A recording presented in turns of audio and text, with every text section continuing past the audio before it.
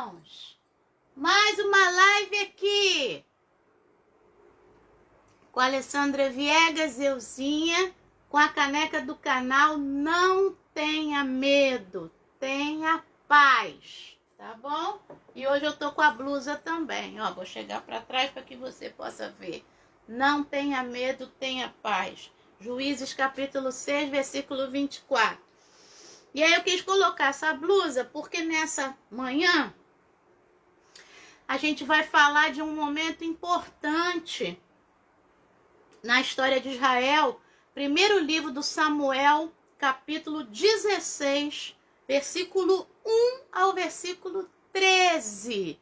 É o nosso texto dessa manhã. E no final eu cumprimento quem está chegando agora na live. Esse é um texto, e aí o cenáculo de hoje, né? Que é esse devocional da Igreja Metodista que eu envio, é o texto que está sendo utilizado hoje aqui. E no cenáculo, a gente tem uma história aqui, né?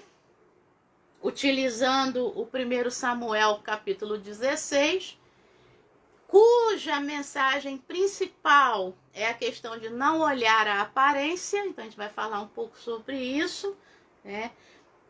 Não colocar na mente aquilo que se vê em primeiro lugar, né? E aí a história que ele conta aqui é que ele é um motociclista e um grupão de motociclistas cristãos, e eles estão fazendo uma viagem longa e chegam lá num determinado hotel ou albergue, né? Chegam lá, e quando chegam lá, o gerente, o dono, cobra um preço absurdo para eles. Por quê? Um grupo de motociclistas vai arrebentar com o meu albergue todo, né? Com o meu hotel todo. E aí o cara diz assim. Aí eles ficam espantados com aquele preço exorbitante. E aí o dono lá, o gerente, diz assim: olha só, tá bom, eu dou um desconto para vocês se vocês não quebrarem o meu estabelecimento todo. Olha só, né? Então, a aparência deles, né, e o fato deles chegarem fazendo aquela barulhada toda de moto, significaria que eles são vândalos. Então, o cara primeiro cobra um preço exorbitante e depois diz que vai dar um desconto, porque deveria ser muita gente, o cara ia perder um dinheiro, né, porque eles iam todos embora. Então, não, dou um desconto, que deveria ser o preço normal, né? E aí, desde que vocês não quebrem tudo. Aí diz que começou todo mundo a rir, e depois, claro, devem ter conversado com o dono, que não era nada daquilo. Essa questão da aparência, de olhar em primeiro lugar, né, aquilo que a gente vê, a pessoa. A gente está num mundo desse, né? Infelizmente, o mundo em que a gente vive hoje é essa coisa da aparência, a valorização da aparência está muito exacerbada. Quando eu fiz a minha dissertação de mestrado da história comparada, eu trabalhei com o herói grego, na Ilíada e na Odisseia. Já falei isso para vocês na última live. E eu falei sobre a questão da aparência. Isso já aparece lá no Homero, tá? Lembra que eu falei do Kalós e do Agatós, né? Quando eu fiz a segunda live do Barnabé, que ele era um Agatós, um homem bom. Mas o herói de Homero, o herói grego, ele tinha que ser Kalós também. Ele tinha que ser belo, né? Ele tinha que ter uma bela aparência. Então, essa coisa da aparência, claro, ela vem desde a antiguidade. É claro que é bom você olhar algo belo, né? Seja o que for. Seja uma pessoa, um homem, uma mulher, seja uma criança, seja uma flor, né, como eu gosto, seja um pôr do sol. Então, o belo faz bem aos nossos olhos. Mas aí você desprezar totalmente aquilo que não é, né, exacerbadamente belo, né, também não é legal. Porque é isso que o texto vai mostrar hoje. Então, o título desta live é Hora de Ser e de Se Ver Quem Se É, tá? e hora de também ver, de ver o outro como ele é, né? Então a gente precisa pensar nisso. Muitas vezes a gente não enxerga o outro, mas também a gente não se enxerga, né? E a gente não valoriza o outro porque a gente não se valoriza. A gente não acha o outro belo porque a gente não se acha belo. Então, é importante que a gente aprenda a se enxergar, para poder enxergar o outro e também para poder enxergar Deus, né? A Bíblia tem uma série de textos sobre isso. A gente vai falar do 1 Samuel, capítulo 16, mas você que estuda o Antigo Testamento, você se lembra muito bem daquele texto lá, em que vai o Josué, o Caleb e mais 10 homens espiar a terra prometida lá, né? E quando eles voltam, o que os 10 falam, sem ser o Josué e Caleb? Ó, lá tem gigantes, e aos olhos deles nós parecemos gafanhotos. Como é que eu vou saber o que eu pareço aos olhos dos outros? É porque eu pareço aos meus olhos, gafanhoto, né? Então, aquele texto lá, que está no livro de Números, se eu não me engano, é o capítulo... É lá pela 20 alguma coisa, tá? Deixa eu dar uma olhada aqui, ou então eu coloco depois aqui na descrição. Números, capítulo 13, tá bom? É Números, capítulo 13. Se quiser colocar aí, uma das minhas secretárias coloca aí no Facebook e no YouTube eu coloco na descrição do vídeo. Esse relato tá lá. Mas vamos para 1 Samuel 16, tá bom? Muito bem. Vamos começar a ler o texto e fazer as lições em cima da leitura, certo? Vamos lá. O título da minha Bíblia aqui, a do Leão, Nova Almeida Atualizada, diz o seguinte: Davi é ungido rei. Lembrando que Davi vai ser ungido rei, mas o Saul ainda está no trono. Por um bom tempo vai ficar no trono, tá? Por isso que vai ter uma problemática aqui do início, tá? E aí daqui a pouquinho eu leio o finalzinho do capítulo 15, porque você sabe, se a gente começa no texto, tem coisa lá no texto anterior. E diz assim, ó: o Senhor disse a Samuel: até quando você terá pena de Saul, se eu o rejeitei como rei de Israel? Muito bem. Até quando você terá pena de Saul? Por quê? Naquela época, o sacerdote, que é o Samuel, tá? Ungia, né? Pegava um chifre, né? De bicho mesmo, aquilo ficava oco, né? Enchia aquilo de azeite, tampava e levava para ungir, né, o novo rei. Então, isso é um costume que historicamente vem até a Idade Média, né? Você se lembra disso se você gosta de ver esses filmes, né, da Idade Média e tal. Tá lá o rei para ser consagrado, ou a rainha, tinha lá alguém da igreja para ungir, né? Ou para colocar a coroa na cabeça. Tinha que ser alguém da igreja, né? Um sacerdote para fazer isso. Só depois, né, da Reforma Protestante é que há essa separação. A Reforma Protestante vai contribuir muito para isso, para que haja essa separação igreja-estado, né? E aí até hoje essa separação acontece. Bom, aí vem a coisa do Estado laico, né? Ou seja, o Estado que não está unido à igreja, a uma religião específica. Bom, vamos lá. Então, até quando você terá pena de Saul, se eu o rejeitei como rei de Israel? Deus está falando para o Samuel. Por que ele está falando isso para o Samuel? Porque o capítulo 15 do primeiro livro do Samuel, lá no versículo 30, quando o Saul fez bobagem lá, né, fez o que não deveria ter feito, ele vai dizer assim para o Samuel: pequei, Mas me honre agora diante dos anciãos do meu povo e diante de Israel. Volte comigo para que eu adore o Senhor, seu Deus. Então Samuel seguiu Saul e esse adorou o Senhor. Isso porque o Saul, como rei, sabia que na aparência, ali para o povo, o Samuel tinha que estar do lado dele. A autoridade do Saul dependia também da autoridade do Samuel. Então tinha que estar junto dele. E aí o capítulo 15 fecha dizendo, o último versículo, do capítulo 15 diz assim: até o final da sua vida, Samuel nunca mais viu Saul. Porém, tinha pena de Saul, tá vendo? O final do capítulo 15 está ligado com o capítulo 16. Por isso que eu estou falando para você. Quando estiver lendo a Bíblia, preste atenção no que está antes. O Senhor lamentou haver constituído Saul como rei sobre Israel.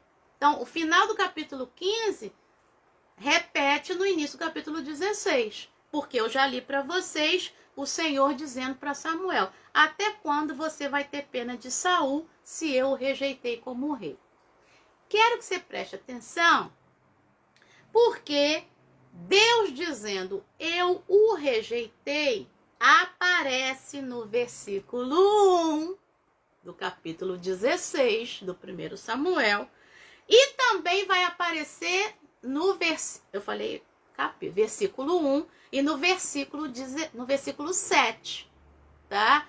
Há duas rejeições aqui, versículo 1 e versículo 7. A gente vai chegar lá. Voltando no versículo 1, Deus falando com Samuel: encha um chifre de azeite e ponha-se a caminho. Vou enviar você a Jessé, o belemita. O que é um belemita? Alguém que morava na cidade de Belém.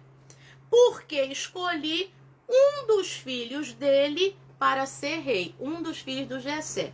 Uma curiosidade interessante é que é a primeira vez no livro aqui do 1 Samuel que vai aparecer o nome de Jessé. E o nome de Jessé é ligado com o livro de Ruth, tá? Finalzinho lá do livro de Ruth, tá? Que diz que ela teve Obed, né? E Obed foi o pai do Jessé, e Jessé foi o pai do Davi, né? Portanto, desculpa, a Ruth é bisavó do Davi, né? Beba água. Bom, e aí, a primeira lição que me vinha na cabeça era a seguinte: já que a gente está falando da hora de se ver quem se é, né? E ter a capacidade de enxergar o outro como ele é, a primeira lição que vinha no meu coração nessa manhã era a seguinte: é preciso, muitas vezes, um desafio para a gente enxergar e para a gente se enxergar. Então, para enxergar o outro, para enxergar o que está acontecendo e para se enxergar também, muitas vezes é preciso um desafio. E é isso que vai acontecer aqui, tá? Deus está dando para Samuel um desafio, que teria que ter coragem para fazer esse negócio. Olha o versículo 2. Samuel respondeu: como posso fazer isso? Saul ficará sabendo e me matará. Ora, é claro, o Saul está no trono. Como é que Deus, como é que você manda eu fazer um negócio desse? Né? Aí você bota a mão na cabeça. Deus, como é que você me manda fazer live? Eu não levo jeito nenhum para isso. Eu não tenho aparência, não é isso? Então como é que o Senhor manda eu fazer um negócio desse? Eu falo brinco, eu falo beba água, eu falo euzinha, eu brinco. Essa é a característica da minha família. A gente encarna um no outro, brinca um com o outro, sempre foi assim. Como é que o senhor manda eu fazer um negócio desse? Eu não sou uma pessoa lá tão séria para ficar de frente com uma câmera para fazer, não é? Então, muitas vezes Deus nos dá desafios para que a gente enxergue e para que a gente se enxergue também. Foi o que aconteceu aqui, tá? E aí, o Saul tá no trono e o Samuel diz, ele vai matar. Teria que ter muita coragem para fazer um negócio desse. O versículo 2 continua dizendo o seguinte, daí vem a segunda lição. Então o Senhor disse ao Samuel, Samuel vai fazer o seguinte, leve um novilho é um filhotinho de boi, né? Leve um novilho e diga, lá na casa do Jessé, vim para oferecer um sacrifício ao Senhor. Isso era comum. Por quê? Samuel é um sacerdote. E sacerdote é alguém que faz, naquela cultura, sacrifícios para quê? Para fazer expiação de pecados, né? Para fazer um agradecimento. Então, matava-se o animal, derramava, né, cortava aqui, na jugular aqui. Primeiro, né, o animal não tinha que ficar desesperado, segurava o animal pela cabeça, acalmava, dava aquele cortezinho, o sangue saía, fazia-se o sacrifício, né, oferecia-se aquilo a Deus. Algumas partes da carne do animal queimava-se e aquilo ia, né, aquela fumaça subia para Deus. Isso era costume da antiguidade. No povo de Israel, outros povos também faziam isso e povos faziam até sacrifício de pessoas, né? Você sabe disso.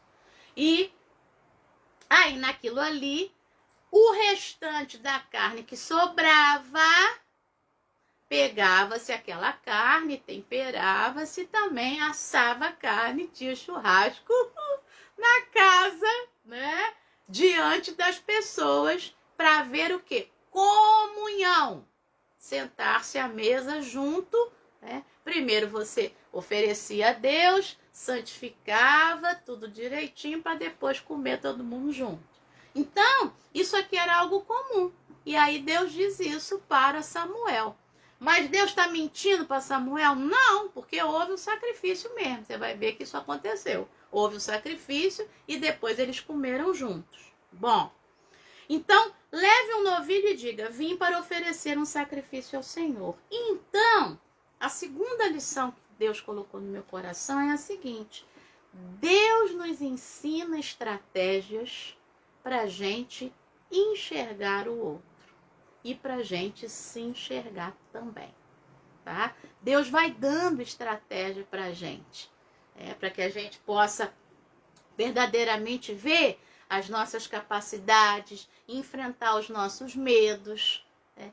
E aí você, de repente, você passa a olhar até para o espelho de outra forma, né? Porque você vai sendo curado ou curada de dentro para fora, primeiro enfrentando desafios e depois aprendendo estratégias. E aí você começa a enxergar tudo de forma diferente, tá? Vambora! Versículo 3 do 1 Samuel 16. Convide Jessé para o sacrifício.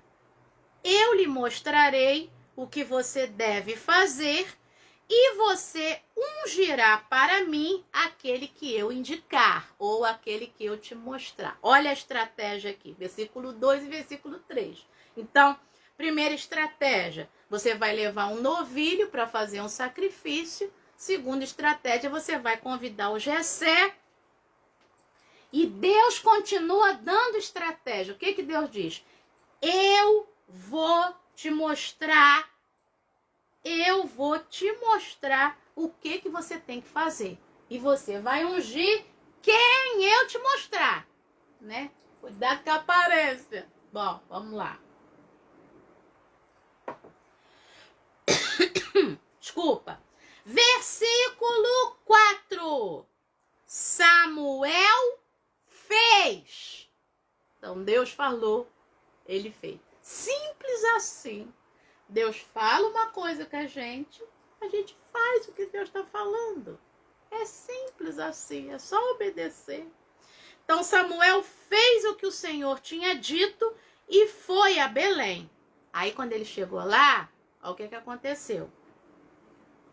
Os anciãos da cidade saíram ao encontro dele, do Samuel, tremendo, e perguntaram: é de paz a sua vinda?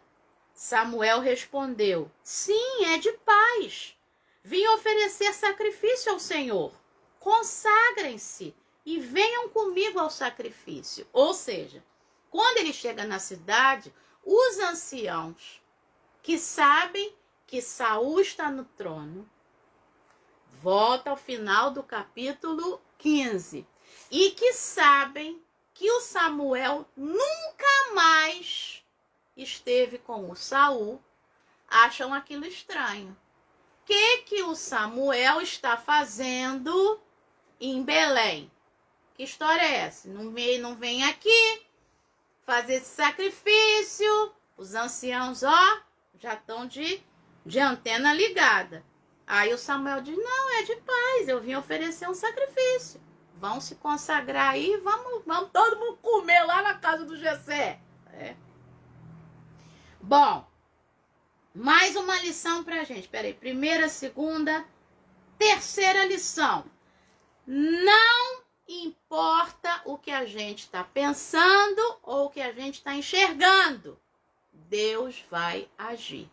Não importava o que aqueles anciãos estavam pensando e nem o que eles estavam enxergando. Eles começam a tremer. Ai, meu Deus, o que ele veio fazer? Não importa. Deus vai agir. Muitas vezes, Deus, voltando na primeira lição, né? Coloca desafios muito grandes à nossa frente. Esse ano, ontem a gente estava falando isso no culto, né? O Douglas estava pregando no primeiro culto e falando, esse ano foi um ano muito desafiador. E continua sendo, a última semana, né? Parece final da corrida, né? Aquele que você tem que pegar o fôlego e pá, para poder, né, terminar o ano. Então, esse ano tem sido um ano muito desafiador. E aí o pastor Flávio falou no segundo culto. 2020 é um ano que a gente não vai esquecer. Não tem como esquecer. Ele veio completamente diferente, aconteceu tudo isso que a gente sabe. Covid-19, no meu caso, né, eu tive que deixar de ser professora presencial para ser totalmente online, e os alunos, e mudar hábitos e coisas, e fazer live, a igreja mudou, e de repente agora a gente retorna, mas não pode retornar, tem um monte de cuidados e tudo. Então, foi um ano desafiador, e continua sendo. Então, é preciso, não importa o que a gente está pensando ou o que a gente está enxergando, Deus vai agir. É a lição do versículo 4 e versículo 5, tá?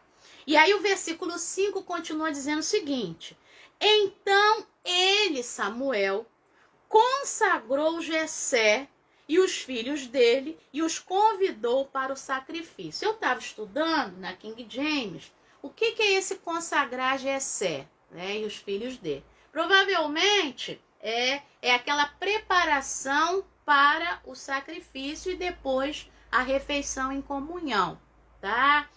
É você fazer purificação mesmo, tomar banho, é o perdão de pecados, é a reflexão sobre como é que tá a sua vida e tudo, tá? Para depois ter o sacrifício juntos e depois comerem, tá, a refeição lá juntos. E aí, eu quero lembrar você que isso era um costume também na Grécia, tá? A própria Ilíada, né, de Homero, quando os guerreiros se reuniam, tá? Havia um momento, né, como eles estavam sempre lutando, em que eles tinham que se lavar, e refletir e tudo, para depois eles fazerem a refeição lá em conjunto. Tá? Inclusive havia a trégua entre os inimigos, tá? Para que eles pudessem ter esse momento lá de comunhão. Isso está relatado lá na Ilíada. Estou fazendo assim porque ela está ali pertinho de mim.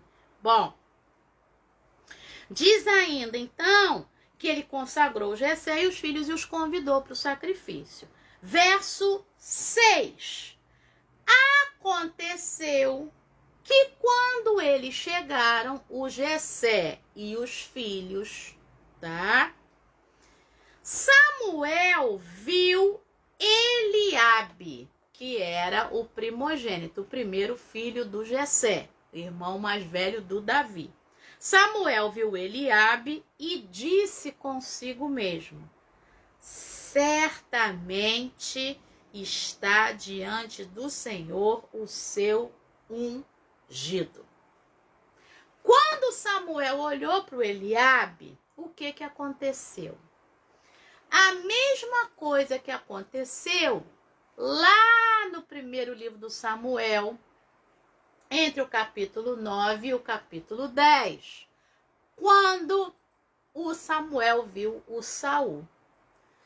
O capítulo 9 do primeiro Samuel diz que o Saul era, né, do pescoço para cima, né, ele se destacava entre o povo do pescoço para cima. Ou seja, ele era muito alto, o Saul, e ele deveria ser belíssimo, tá? Então, a aparência do Saul era a aparência de rei. Lembra do Kalós que eu falei? Do herói grego? É a mesma coisa.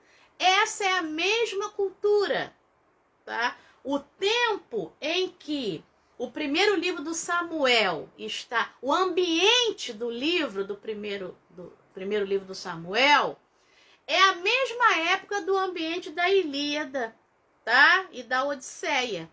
Então, do Homero.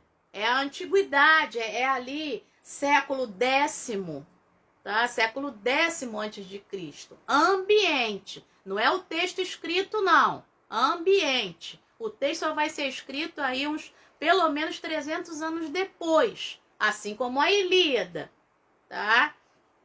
Ela remonta lá ao século 10, 12 antes de Cristo, a história desses heróis, mas só vai ser escrita lá pelo século VI, tá? E fechada no século V, que é o que aconteceu aqui também, com o primeiro livro do Samuel. Então, esses textos da antiguidade e essa cultura da antiguidade é uma cultura semelhante. Então, o herói precisa ser Kalós, precisa ser belo. E o rei de Israel também precisa ser belo, tá? Porque o rei nada mais é do que um guerreiro que também vai ser herói. Não é isso que vai acontecer? Pois é. Então, quando o Samuel olha para o Eliabe, ele diz, certamente é esse daí. Esse daí é o rei. E a lição é, né? É preciso ter cuidado com o que se vê. Porque olha o que vai acontecer no versículo 7. Porém, lembra da pregação do Jorge? Sempre tem um porém. Beba água. Porém, o Senhor disse a Samuel: Samuel, não olhe para a sua aparência, a aparência do Eliabe, nem para a sua altura, viu? Não falou no versículo 6 nem que ele era bonito e nem que ele era alto. Por que o Senhor está dizendo isso para o Samuel? Porque o Saul era bonito e era alto. Então, o Eliabe, porque essa é o que dá a característica do herói. A característica do rei precisa ser bonito e alto, precisa ser um guerreiro. Belo de aparência e alto, porque ele é um rei que vai ser guerreiro, que vai lutar as guerras de Deus ali, né? Que, de novo, segundo o costume da antiguidade, o povo que lutasse e que vencesse a maior quantidade de guerras que tivesse mais conquistas, este povo era o povo que tinha o Deus mais forte. Você sabe disso, que eu já fiz live sobre isso. E é por isso que no Antigo Testamento Deus vai ser chamado várias vezes de Senhor dos Exércitos. Por quê? Ele é um Deus poderoso, que tem um exército poderoso e que tem um monte de conquistas. Tá? Então tudo isso está ligado. Tá? Então Deus diz isso para o Samuel. Não olhe para a aparência do Eliabe e nem para a altura dele, porque eu o rejeitei. Lembra que eu falei? Lá no versículo 1, Deus dizendo que rejeitou Saul. E agora no versículo 7, Deus dizendo que rejeitou Eliabe. Aí vem a frase, né, que a gente gosta muito, que é ligada à frase do Pequeno Príncipe. Tá? Vamos lá. Desse livro aqui que você já deve ter lido. Esse aqui é o meu em francês, mas você sabe que tem em português. Bom, tem até desenho agora, as crianças gostam. Diz o verso 7 no meio. Porque o Senhor não vê como o ser humano vê. O ser humano vê o exterior, porém o Senhor vê o coração, tá? Então, o Aristóteles, né, ele fala do ato e potência. E aí isso veio na minha mente quando eu estava preparando, né? O ser humano, a gente vê o ato, né? Deus vê a potência, Deus vê o potencial. Você vê o que eu estou fazendo aqui. Deus vê o potencial que eu tenho, e que Ele também me ajuda para fazer o que eu estou fazendo aqui. Né? Então, a gente só vê o que está diante dos nossos olhos, mas Deus vê o que está dentro. Deus vê a intenção, Deus enxerga o potencial que há em você. Né? Então, é importante nessa manhã que a gente peça a Deus para que a gente também tenha a capacidade de enxergar o potencial que está em nós. E que a gente enxergue também o potencial que está no outro. Isso vai fazer com que a vida da gente fique bem melhor. Né? Então, esse é o desafio para esse ano que está terminando, 2020, e os próximos anos das nossas vidas, não só 2021, não. Né? Que a gente enxergue o potencial, né? A lição aqui, né? É a hora da gente ver e se ver como Deus vê. Né? O Pequeno Príncipe, né? Tem lá o texto, né? do Saint-Exupéry, né? O autor aqui, em que ele diz o quê? Né? Só se vê bem com o... Eu não vou ler em francês para você, não tem necessidade. Né? Só se vê bem com o coração. O essencial é invisível aos olhos. Na verdade, essa frase, né, tem muito a ver, estou tentando achar ela aqui no texto francês. Essa frase tem muito a ver com o primeiro livro do Samuel, capítulo 16, versículo 7. Tá? Essa frase do Saint-Exupéry. Né? Só se vê bem, né, com o coração, essencial, é invisível aos olhos. E aqui em 1 Samuel, capítulo 16, verso 7, diz: o Senhor não vê, Deus não vê como o homem vê, como o ser humano vê. O ser humano vê o exterior, o Senhor vê o coração. Então, na verdade, uma frase está ligada à outra. Né? Quando eu vejo com o coração, não é isso? Só se vê bem com o coração. Pequeno Príncipe. O essencial é invisível aos olhos. Quando eu vejo com o coração, o que está acontecendo? Eu estou vendo como Deus vê. Porque 1 Samuel 16, versículo 7, diz que o Senhor olha para o coração. E esse é o grande aprendizado do texto, né? Você sabe disso, né? Eu sei disso também. E esse aprendizado a gente precisa pegar para a gente, né? Agora no final desse ano e para os próximos anos das nossas vidas, né? Aprender a enxergar com o coração, aprender a não enxergar, né, o exterior, porque muitas vezes o exterior, né, causa medo, causa espanto, às vezes causa até terror, né? E é o desafio, né, o exterior, mas quando a gente aprende a enxergar com o coração, as coisas ficam um pouquinho diferentes, né? As coisas, pouquinho não, né? As coisas ficam muito diferentes. Então esse é o grande desafio, né? Não ver o ato, né? Mas ver a potência, né? Ver o potencial, assim como o Aristóteles lá na filosofia, né? Tem o ato e a potência. Mas tem mais, tá bom? O texto não acabou, não.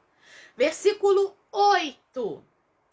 Então, Jessé chamou Abinadab, é o segundo filho, tá?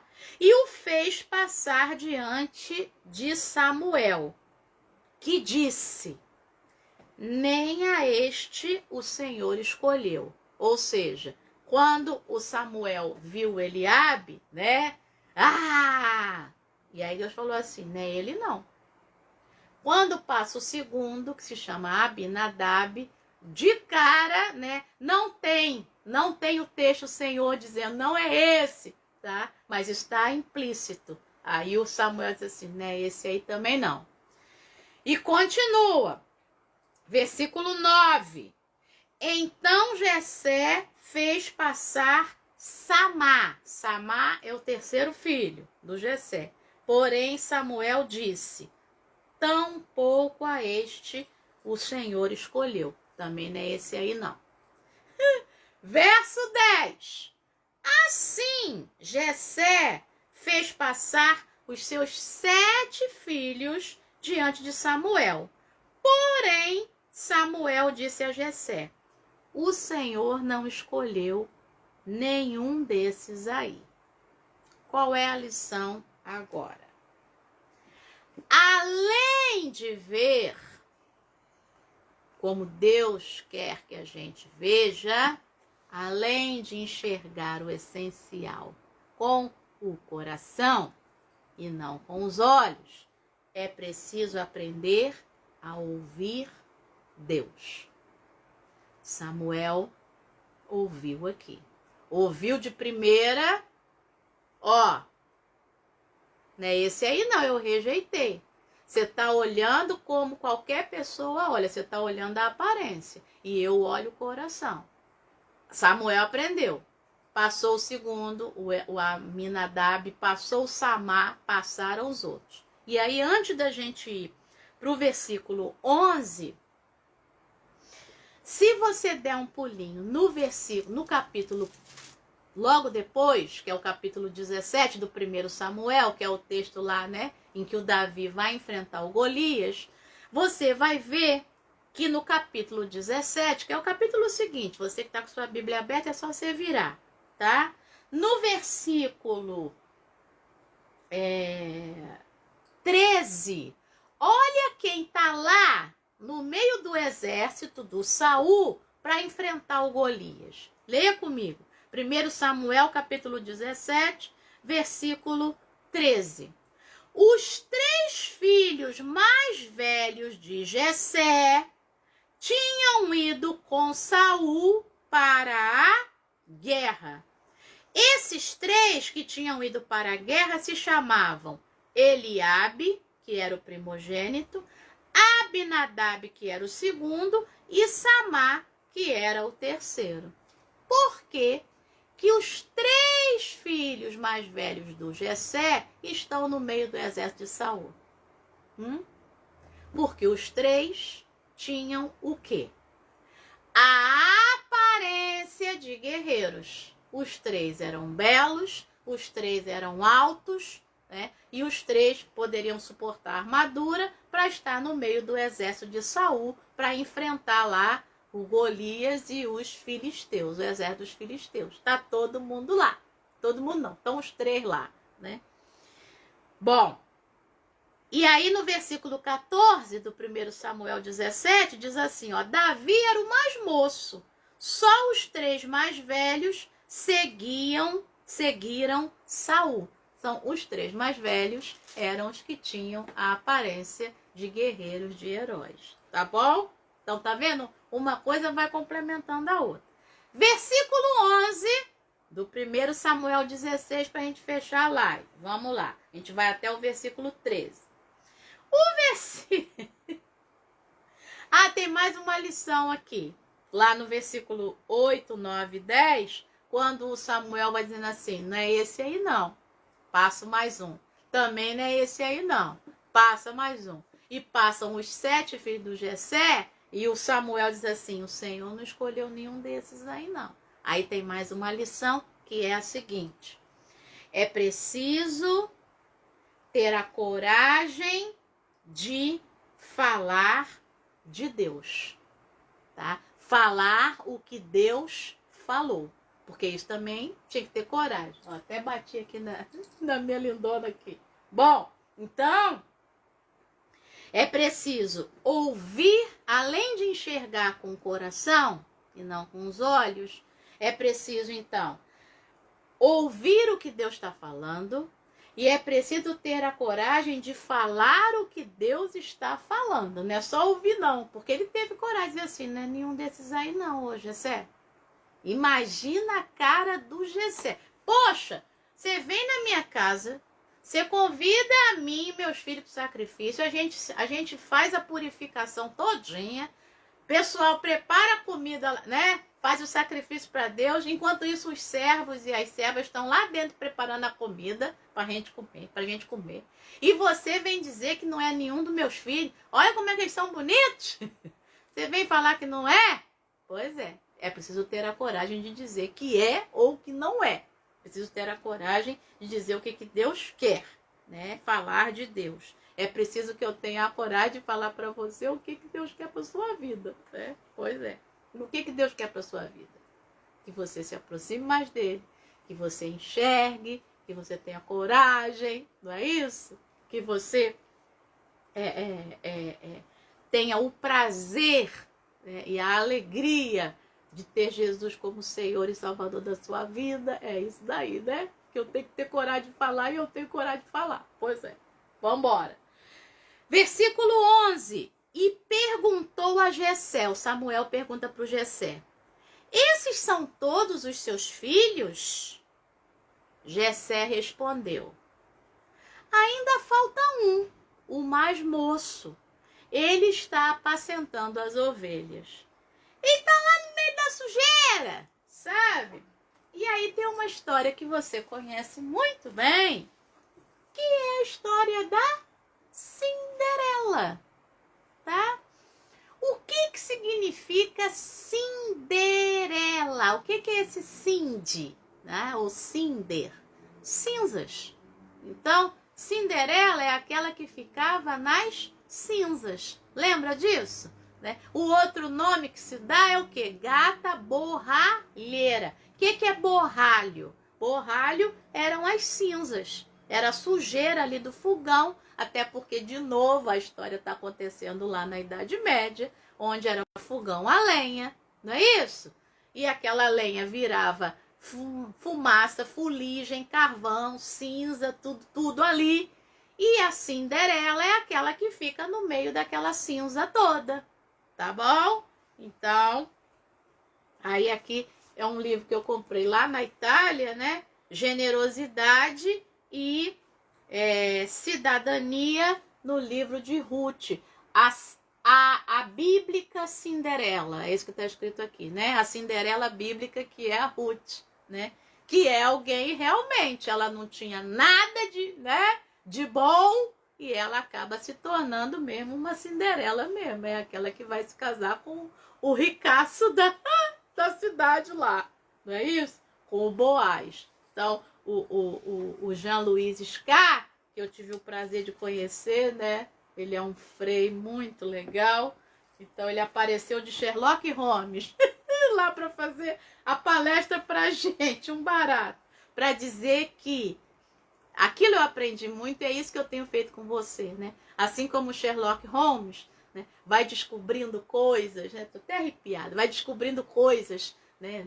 Lá, e pesquisa aqui, pesquisa lá, e vai descobrindo coisas, né? Até achar o resultado, né? Do que ele pesquisava.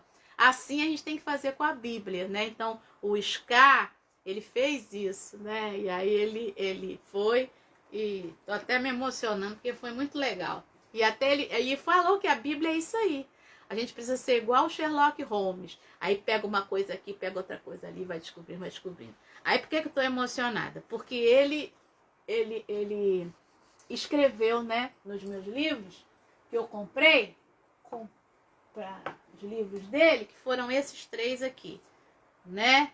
O Escudo e a Farinha, que é um livro que une Bíblia com a Ilíada e a Odisseia, ó, Homero, a Bíblia e Dostoiévski. O Sky é que nem eu, ele gosta de Bíblia e ele gosta de literatura. Esse aqui, Espelho, Lâmpada e Janela, que é dele também. E ele também escreveu para mim, dedicou para mim. O Escudo e a Farinha também ele dedicou para mim, né? E o da Cinderela Bíblica também ele dedicou para mim. Ele estava lá no cantinho, né? Cheio de gente importante, lá da igreja e tudo, conversando. E eu cheguei lá no cantinho, né? Igual Davi. E aí eu fiquei paradinha assim, com os 3 livros olhando para ele. Assim, ó. E aí ele falou assim: você quer que eu escreva? Enfim, em italiano, né? Aí eu falei, sim, sim. E eu falando com ele um sacrifício danado em italiano. Aí no final ele, obrigada. Não, obrigado, né? Obrigado por você ter me dado essa oportunidade. Falando em português, gente. O homem sabia falar português e deixou eu falar no maior sacrifício italiano. Mas bom, passou. A questão é que essa história de Davi, o Davi está lá no cantinho com as ovelhas, tá? É muito parecida com a característica da história da Cinderela, tá? É aquela que ninguém esperava, né? É dali que vai sair. É dali que vai acontecer tudo.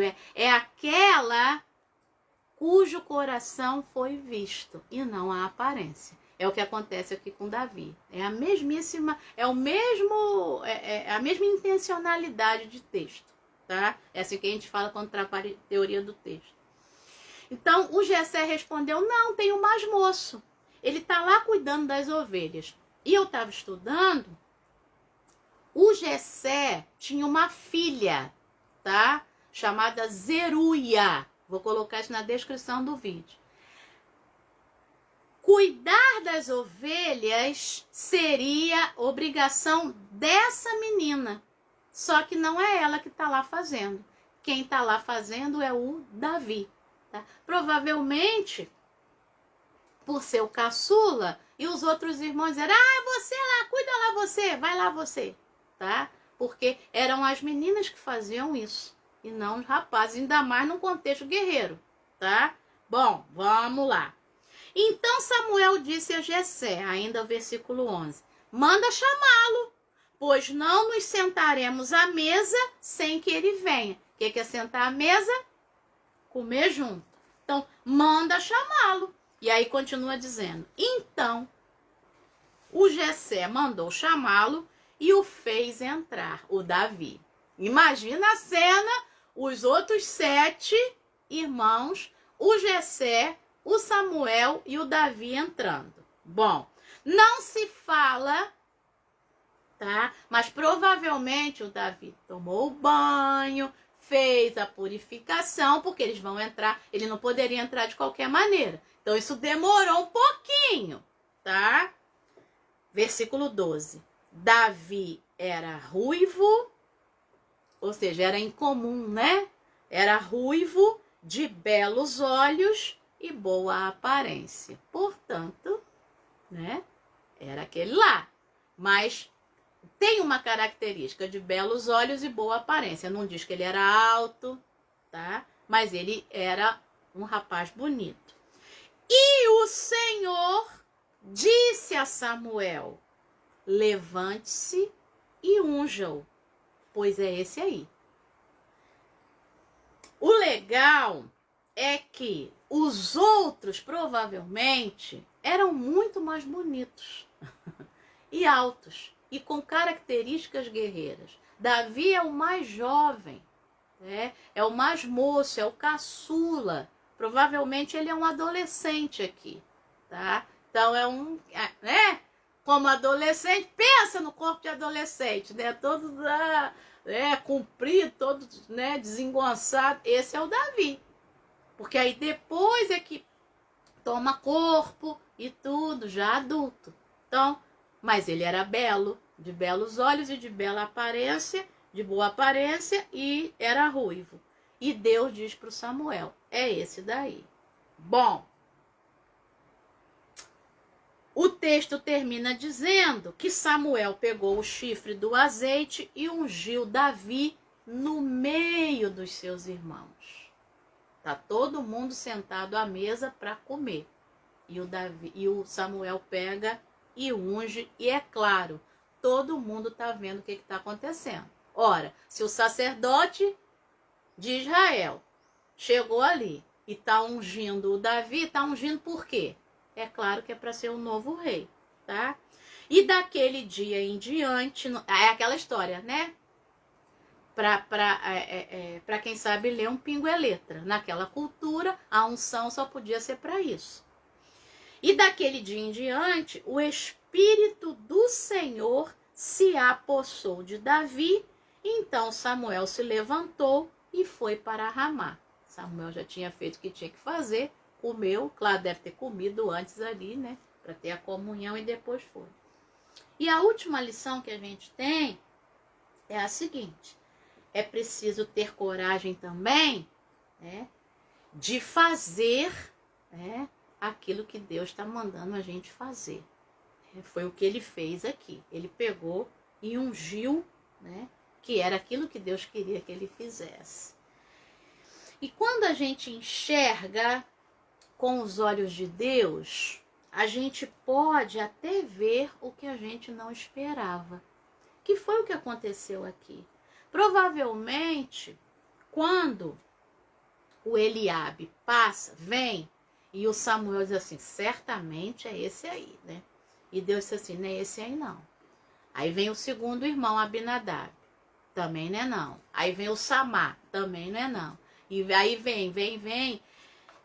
Na minha cabeça, a expectativa do Samuel vai diminuindo cada vez mais. Porque vão passando os rapazes por idade.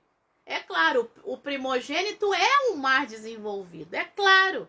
E conforme eu li para vocês, os 3 primeiros têm característica de herói guerreiro. Por isso eles estão lá. Os 4 últimos já não estão no exército de Saul. Portanto, ainda são rapazes. Só que vai diminuindo. E talvez o Samuel pensasse assim, quando o Jessé disse assim: tem um mais novo, o caçula, mas ele tá lá com as ovelhas lá. E o Samuel pensa: o garoto tá fazendo uma coisa que era a irmã que tinha que fazer, tá lá cuidando de ovelha. Tá fazendo serviço de segunda classe, vamos dizer assim. Tá lá cuidando de ovelha, em vez de estar se preparando para ser guerreiro junto com os outros garotos. Pô, o que vai vir aí? E aí, quando vem, o que o versículo 12 disse? Que ele era ruivo, de belos olhos e de boa aparência. Muitas vezes, quando a gente aprende a enxergar com o coração, né, a gente pode ver o que a gente não esperava. E geralmente, se não todas as vezes, tá, a gente vê coisa boa, né? A gente vê coisa além das nossas expectativas. E foi o que aconteceu aqui. Veio um rapaz bonito, né, e que seria o próximo rei de Israel, que é o Davi. É claro que o próximo capítulo, capítulo 17 do primeiro livro do Samuel, vai reafirmar isso, né? Esse menino que ninguém enxergou como rei, né? Viram o ato, não viram a potência, não viram o potencial, né? Segundo lá o Aristóteles. Viram só o que estava diante dos olhos, não viram com o coração, conforme diz o livro do Pequeno Príncipe, né? Viram como o homem vê, não viram como Deus vê, conforme diz o versículo 7 do 1 Samuel 16. Mas quando isso acontece, quando a gente aprende a ver, né, como Deus vê, quando a gente aprende a ver com o coração, até aquilo que a gente esperava, né, a expectativa que a gente possuía antes, ela é superada, né? A gente enxerga beleza naquilo ali. Foi o que aconteceu aqui no cenáculo, que eu li nessa manhã, que eu mandei nessa manhã, e eu quero ler um pedacinho aqui que diz assim, ó: para as pessoas, Davi não parecia um rei. Ele também não parecia um guerreiro quando enfrentou Golias. Não foi isso? O Davi, essa história você conhece, foi o texto que o Douglas pregou ontem lá na igreja, né, no culto das 18 horas. O Davi, ele até diz isso para o Golias, né? Você vem a mim com espada, com escudo, com lança, né? Mas eu vou a ti em nome do Senhor dos Exércitos. E se você se lembra bem, o Davi lutou com uma funda, né? Que era um negocinho de couro aqui, botava a pedra e ó. Aquilo não era armadura de guerreiro, aquilo não era arma de... Ele não tinha armadura de guerreiro. O Saul até tentou colocar a armadura dele, mas não deu, né? Não cabia. Davi lá todo, porque ele ainda é um garoto, né? E aí, isso aqui não é escudo, não é espada, não é nada, né? Quem é que deu força naquela funda, né? Quem é que proporcionou que houvesse no capacete do Golias uma abertura e aquela pedra fosse exatamente ali e o Golias caísse com aquele pum, com aquela pedra? Aí sim, depois o Davi sai correndo, que ele é esperto, né? Ele é ágil, pega a própria espada do Golias e corta a cabeça do Golias fora. Aí ele usou, mas de primeiro não. Então, para as pessoas, Davi não parecia um rei. E também não parecia um guerreiro quando enfrentou Golias. Mas Deus viu o seu potencial. Deus vê o meu potencial, Deus vê o seu potencial. As pessoas olham para a aparência, mas Deus olha para o coração. E aí ele pergunta aqui no cenáculo: não seria ótimo se pudéssemos ver as pessoas pelos olhos de Deus? Né? E o pensamento para o dia é: tentarei ver os outros como Deus os vê. Então, que esse seja o nosso exercício, não só para esse dia, não só para o final de 2020, não só para colocar lá nas coisas, que os meus planos para 2021, mas que seja uma verdade para o resto das nossas vidas. Que a gente tente, a gente faça esse exercício de enxergar as pessoas e de enxergar a nós mesmos. Se eu estou falando com uma menina, nós mesmas, como Deus nos vê. Que eu enxergue o outro como Deus enxerga o outro e que eu enxergue a mim mesma como Deus me enxerga. Porque quando isso acontecer, sabe o que vem também? Eu vou começar a enxergar Deus como Ele verdadeiramente é. Quando eu me enxergo, eu enxergo Deus. Isso aconteceu com Isaías. Ele viu Deus, ele se viu, ele viu as suas dificuldades, ele entregou para Deus e Deus veio e tratou das dificuldades dele. E eu também posso enxergar as dificuldades do outro e ajudá-lo a tratar das suas próprias dificuldades. Mas eu também vou enxergar o que o outro tem de bom, né? E vou valorizá-lo. E também vou enxergar o que eu tenho de bom e também vou me valorizar. E vou enxergar tudo que Deus tem de bom, porque Ele só tem coisa boa. E vou passar a ter um relacionamento com Deus muito melhor. Tá bom? Então, ó, segundou nessa manhã,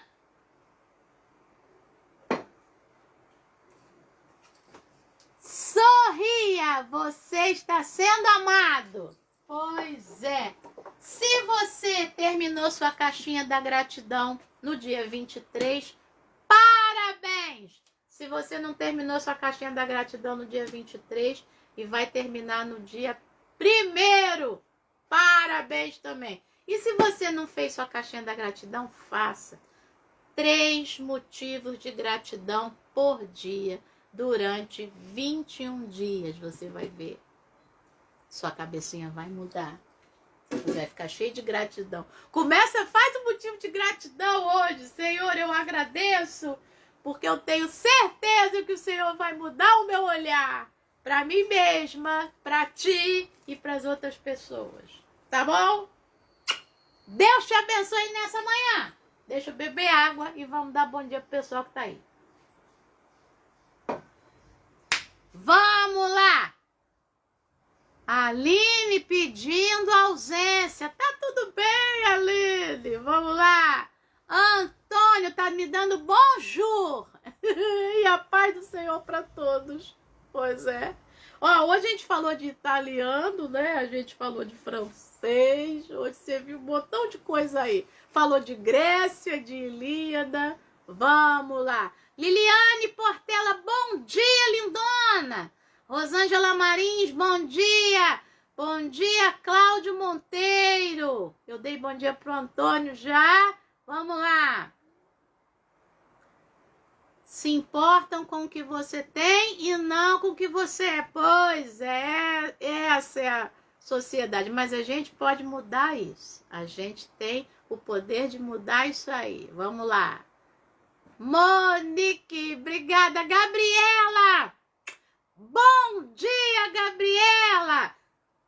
Ó, vamos lá.